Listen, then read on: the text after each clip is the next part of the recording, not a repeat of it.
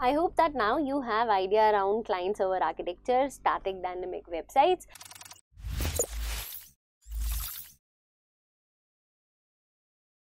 So just a quick recap of what we have learned so far. Server, client, two entities involved. Server requests for information, client requests for information, server returns with a response. Now, if the response that server is returning is same for all users, it is not user specific, then we generally say that the website is static.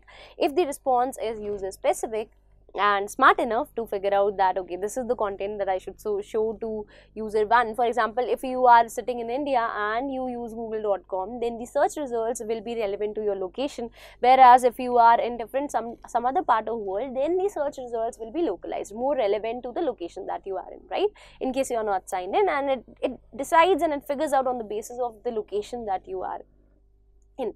So that means the response is specific to user. So if that's the case, we say that the website is dynamic, right? So this was client server architecture discussed so far. Now let's discuss in detail what happens when you actually visit a link or enter the URL in browser.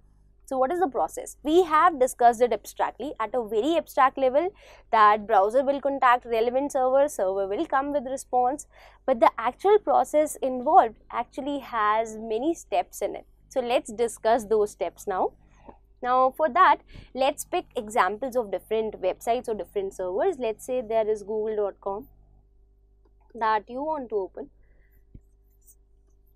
facebook.com. Then there will be a server for Facebook that you will have to contact for Facebook information. And if you want to open Coding Ninja's website, you will have to contact Coding Ninja's server for this, Quora, and Twitter, and so on, right? So there are multiple servers, or I should say billions of devices connected to internet. So if I want information from one particular device, then I should actually be able to identify that particular device amongst all. So that means there are multiple devices, but if I want to contact a particular device, I should have a unique or some identifier of that device, and that device actually is the IP address.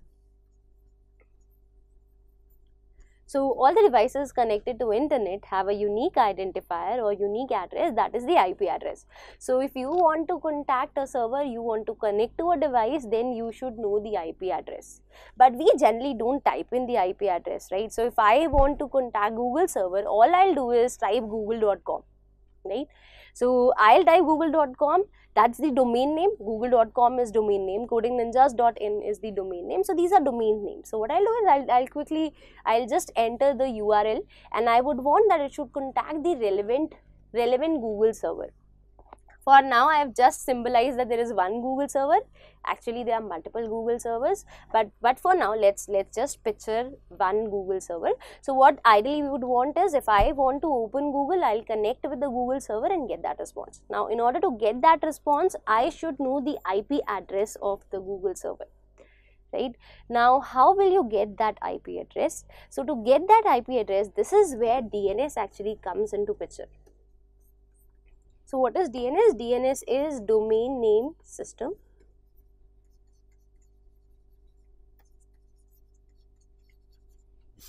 IP addresses are unique identifiers to the devices connected to internet, because if you want to reach out to a particular device, you should have a unique identifier.